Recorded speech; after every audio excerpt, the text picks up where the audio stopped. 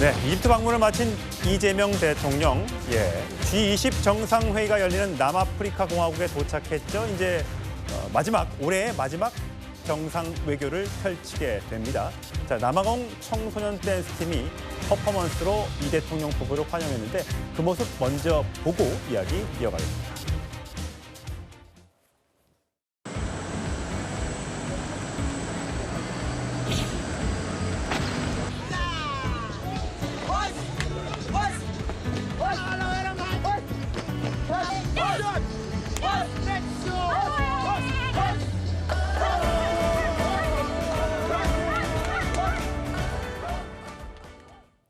장임 대변인, 네. 김혜경 여사는 조금 놀라신 것 같아요. 처음에는 예측을 못했었던 것 같습니다. 어쨌든 지금 이재명 대통령이 올해 경주에 있었던 에이펙도 마찬가지고 지금 남아공에서 열리는 G20 정상회의, 다만 저기에 미국이나 중국이나 러시아는 정상이 참석을 하지 않았다고 합니다만 올해는 이렇게 다자 무대, 외교 무대에서 이재명 대통령이 많은 성과를 거뒀다라는 평가가 나오고 있는데 오늘 다룰 주제는 그거죠. 사실 이재명 대통령이 저렇게 해외 순방에 가면 뭔가 여당이라든지 정부에서 이재명 대통령이 좀 돋보이게 만들어줘야 할 것 같은데 꼭 그렇지만은 않더라라는 이야기가 나오고 있지 않습니까?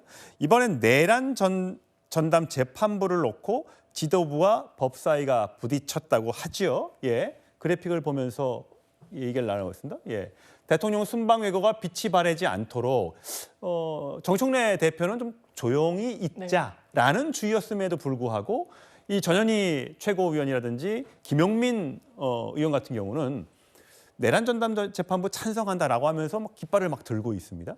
이거는 왜 그렇습니까? 그러니까 법사위에서 아주 이제 중점적으로 들여다보는 게 이 내란 재판이 제대로 지금 순항하고 있는가, 이 국민 눈높이에 맞는 결론이 날 것인가, 그 절차에 있어서는 문제는 없는 것인가를 좀 점검하는 게 주된 이 어떤 업무다 보니까 지금 이게 여러 재판부에서 산발적으로 제기되고 있고 1월 18일이면 또 윤석열 전 대통령의 구속 기간이 만기되기도 합니다. 근데 추가 구속영장이 이제 발부되지 않은 상황에서 이제 나오는 것 아니냐, 그렇다면 이걸 한데 모아서 내란 전담 재판부로 하는 것이 낫지 않겠느냐를 이제 문제의식을 드러낸 건데, 이 시점이 대통령이 순방을 하고 있고 중동 외교 그리고 G20 그 과정을 거치면서 상당히 여러 해외와 MOU 등을 체결해서 국익 그리고 대한민국 경제에 도움이 되는 성과들을 내고 있습니다. 그런 부분이 이 국민들께 제대로 알려드리고 어떻게 보면 지원하고 백업을 하는 게 또 집권 여당의 어떤 숙명이기도 한데, 이런 쟁점으로 인해서 혹여나 가려질까 지도부로서는 이 부분에 대해서 좀 이제 중심을 잡아주는 그런 모습으로 보입니다. 과거엔 정청래 대표가 강경 발언을 많이 내면서 이재명 대통령의 어떤 지지율을 깎아먹고 있는 것 아니냐라는 비판도 받았었는데 어쨌든 지금은 좀 조용히 있으려고 하는데 법사위에서 시끌벅적한 것 같습니다. 정청래 대표 등의 발언 들어보시죠. 내란 전담 재판부를 구성해야 되지 않느냐 하는 논의가 다시 또 수면 위로 올라오고 당원들의 요구가 많은 것도 잘 알고 있습니다. 대통령의 순방 외교가 빛이 바래지지 않도록 당에서는 당정대간 지금 조율하고 있다. 대통령의 순방이 끝나는 시점에 반드시 이 법이 통과가 될 수 있도록 최선을 다하겠다. 전담 재판부 도입 저희들이 끝까지 챙기고 관철시키겠다. 지금 송영훈 대변인, 그 국민의힘에서 볼 때는 왜 이런 현상이 벌어지고 있다고 보세요? 제가 봤을 때는 물론 민주당 개별 국회의원들이 본인들의 지방선거 출마를 염두에 두고 자기 세일즈를 하는 측면도 있다고 봅니다. 그러나 반복해서 말씀드립니다마는 이런 문제들은 이재명 대통령이 끊어주지 않기 때문에 계속 반복되는 겁니다. 내란 전담 재판부는 결국은 사법부의 독립을 침해하는 것이기 때문에 위헌이라는 점을 그동안의 방송에서도 누차 말씀드렸어요. 그런 위헌적인 시도가 민주당 내부에서 공개적으로 논의되어서 나올 때는 집권 여당의 1호 당원이라고 하는 대통령이 그것을 제지해줘야 되는 건 아니겠습니까? 공개적인 발언을 통해서 위헌적인 법률이 국회를 통과해서 정부에 이송되어 오더라도 나는 그것을 공포하지 않겠다라고 천명해주면 저런 논의는 반복될 수가 없습니다. 즉 대통령이 일종의 부작위에 의한 방조를 하고 있으면서 그것을 여러 가지 우회적인 경로를 통해서 대통령이 해외 순방을 나갈 때마다 여당이 말을 안 듣는다라고 하는 것은 사실은 자업자득인 것을 회피하고자 하는 것으로밖에 보이지 않아요. 그리고 아마 뒤에서 우리가 김병길 원내대표에 대한 이야기도 살펴보게 될 것 같습니다만 김병길 원내대표도 말만 할 것이 아니라 저런 것이 정말로 당론이나 당의 어떤 입장, 기조, 철학, 노선과 배치되는 것이라면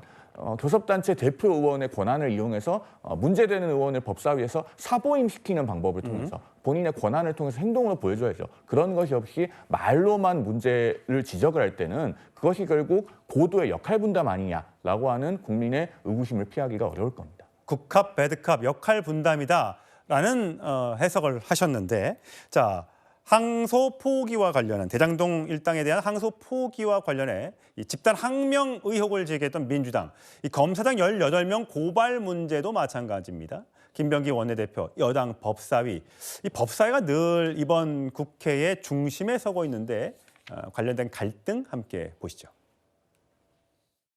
원내 지도부하고 사전 논의는 없었고요. 충분히 저희가 사전에 얘기를 해왔다라는 거 말씀드리고요. 대통령의 순방 성과가 잘 드러날 수 있도록 해야 되는 시점에 다소 아쉬운 부분입니다. 뒷감당 잘할 수 있죠. 걱정 안 하셔도 됩니다. 그 부분은. 예, 뒷감당할 수 있다고 합니다만 잘 수습이 되고 있는 건지요. 온건파인 김병기 원내지도부는 18명 고발하는 것에 대해서 반대, 법사위 강경파들은 찬성, 이런 얘기가 나오고 있죠. 검사장 고발과 관련된 진실 공방, 일사불란하게 대응해야 하는데 협의하면 어떡하냐. 뒷감당은 법사위에서 해라. 갑자기 한 게 아니라 충분히 얘기한 내용이고 뒷감당 잘할 수 있으니까 걱정하지 말라. 이렇게 또 받아쳐서 이게 또 원내 지도부와 법사위 간에 갈등이 있는 것 아니냐라는 해석을 낳고 있는데, 이번엔 또 이런 것도 있습니다. 김병기 원내대표에 날아온 메시지입니다. 자, 강성필 부대변인. 내란 접한부 도입을 원내 지도부 주도로 할 수는 없나라고 했더니 강경한 의견을 빙자해 자기 정치를 하려는 일부 의원의 주장은 문제 해결에 도움이 안 된다라고 답변을 했다고 합니다. 근데 일단 아까 국민의힘에서 주장하셨던 것처럼 지금 이 내란 전담 재판부라든지 지금 민주당 내에서 지금 벌어지고 있는 이 의견이 조금 다른 문제에 있어서 대통령이 끊어줘야 된다는데 저는 그렇게 생각하지 않아요. 대통령이 당무 개입을 하는 것은 잘못된 것이고 또 당정대가 지금 다 이 위헌이라고 생각을 안 하고 있거든요. 그렇기 때문에 이 문제를 대통령까지 연결시키는 건 무리하다라고 보고 있고, 이제 문제는 당정대가 다 비슷한 공감대를 가지고는 있습니다. 내란 전담 재판부라든지 뭐 검사장에 대한 어떤 징계라든지. 다만 이 지도부와 법사위원들의 차이점은 타이밍의 차이인 거예요. 그러니까 법사위원들에게도 계속해서 당원과 지지자들이 왜 당신들 영장 계속 기각되고 이 내란이 척결이 되지 않고 있는데 가만히 있느냐라고 하니까, 시달리고 있으니까 그 민심을 원내 지도부하고 상의를 했을 것인데, 또 원내 지도부 입장에서, 당 지도부 입장에서는 저희가 이미 대통령이 해외 순방을 다녀왔을 때 이 국내 정치가 시끄러워가지고 그 성과를 빗바라게 했던 것에 대해서 상당히 신경을 쓰고 있기 때문에 저는 대통령이 다녀오시고 나면 그 다음에 타이밍을 봐서 하자는 것이 지도부의 뜻인 것이지, 지도부도 기본적으로는 법사위원들과 의견은 같다. 다만 시점이 다른 건데, 근데 이런 차원에 있어서 어쨌든 김병기 원내대표로서는 강하게 조금 제지를 하지 않으면 지금 법사위원분들이 한 분 한 분이 만만하지 않은 분들이기 때문에 좀 통제가 되지 않을 것 같다. 그런 생각에서 저런 발언을 하신 걸로 저는 해석할 수 있겠습니다. 아무튼 이재명 대통령이 해외에 방문할 때마다 조희대 청문회 의결이라든지 항소 포기 검사장 징계라든지 내란 재판부 설치 입법 추진과 같은 당내 여러 가지 이야기들, 국민의힘에서는 불협화음이라고 이야기하는 이런 것들이 나오면서 대통령의 어떤 외교 성과가 묻히는 것 아니냐라는 지적이 나오고 있는데, 자, 손수 대변인, 이번에는 당원 1인 1표제, 민주당이 추진하고 있는 이 당원 1인 1표제에 대한 의견 조사가 있었죠. 그러니까 대의원의 비중 말고 일반 권리당, 일반 그 당원의 투표 비중을 올리자. 그래서 1대1로 옛날에는 대의원이 20대1 이렇게 했던 것을 1대1로 변경을 시키는 안건을 올려서 투표를 했더니 164만여 명 중에 약 27만 명이 찬성. 예. 그러니까 찬성률은 굉장히 높았는데 투표 참여율이 낮아서 논란이 되고 있다면서요? 네, 그렇습니다. 사실 앞서 내란전담부 재판이 설치하는 부분과 관련해서 정청래 당대표를 온건파로 분류를 했었는데 그건 페이크죠. 사실 정청래 대표가 강경파의 가장 수장이다. 이렇게 저는 보고 있습니다. 사실 내란전담부 설치 이슈가 등장하기 전에 바로 이 이슈가 있었는데요. 당원 1인 1표제라고 하는 것이 왜 민감한 사안이냐면 결국 다음에 다가오는 전당대회, 그러니까 총선을 앞둔 전당대회, 정청래 대표가 두 번을 연임을 하느냐 마냐가 달린 이 이제 투표 선거에서의 투표 값어치에 대한 논란이기 때문에 굉장히 민감한 부분입니다. 예. 사실 처음에는 정청래 대표가 이것을 투표에 붙이지 않고 강행하려고 했었죠. 그냥 20대 1의 값어치였던 그 대의원 표를 바로 1대 1로 하고자 했었는데 워낙 여론이 좋지 않아서 그러면 하루 만에 말을 바꿔서 여론조사를 한번 해보겠다 이렇게 된 것인데요. 투표율을 보시다시피 투표 참여율이 16%밖에 되지 않습니다. 굉장히 저조한 투표율인데요. 그래서 이에 대해서 이현주 민주당 의원도 이것은 인정할 수 없다 이렇게 들이받기도 했었습니다.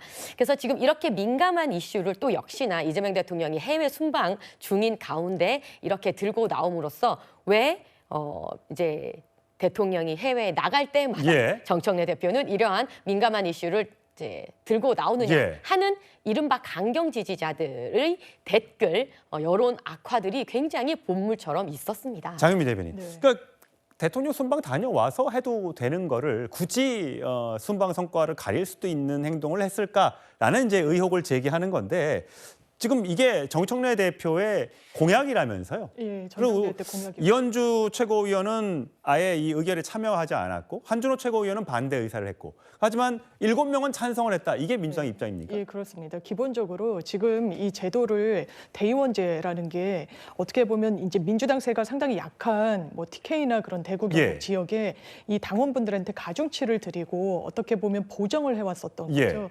그렇기 때문에 이 대의원분들은 비토하거나 반대하시는 목소리가 있습니다만 일반 당원들은 아니 나도 당원이고 저분도 당원인데 왜 이렇게 표가 거의 17대 1인가 이렇게 차이가 나다 보니까 항상 이걸 바로잡는 과정으로 그러니까 가중치를 좀 줄여오는 과정으로 논의는 상당히 오랫동안 민주당 내에서 진행이 됐었고요. 이 부분이 이제 당무가 완전 올스톱될 수는 없다 보니까 논의와 관련해서 의견을 물은 거였습니다. 근데 대의원분들의 불만도 이제 다 수용하기 위해서 그렇다면 당에 직접 정책 제언을 할 수 있는 별도의 협의회 등을 구성하는 것으로 계속해서 대안 모색을 하고 있어서 지금 이 부분은 뭐 이제 몇몇 최고위원께서 말씀하시듯이 졸속이다 이런 것과는 결이 다르다 말씀드립니다. 예. 어쨌든 대통령이 해외에 있을 때마다 다양한 사건이 벌어지고 있는 건 맞는 것 같습니다.